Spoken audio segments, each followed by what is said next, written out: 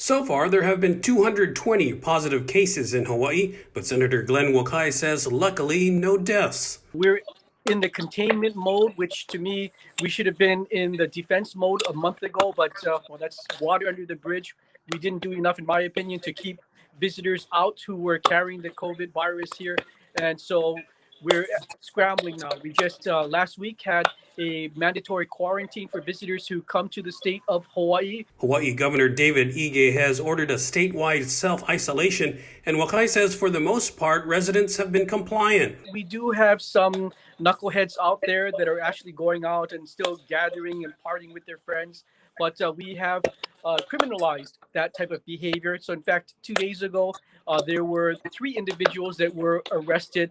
Many people were also given citations. So the government is trying its best to enforce the mandate to shelter in place and stay home. Hawaii has tested about 4% of its population compared to South Korea's highly successful 7%. You got to test people to find out how to respond. So we're trying to increase the amount of testing here, but as in any place on this planet, getting those proper testing equipment is the challenge. Like Guam, Hawaii's tourism industry has been devastated. It went from an average of 35,000 arrivals a day down to just 800 yesterday, says Wakai, and most of those were locals returning home. Wakai says unemployment rolls went from less than 10,000 earlier this month to 60,000 now. One good thing about Hawaii is that we had a pretty full unemployment insurance fund. Around $800 million was there. So now in these kind of rainy day times, we have that to rely on. But you might be familiar with the federal stimulus package that went out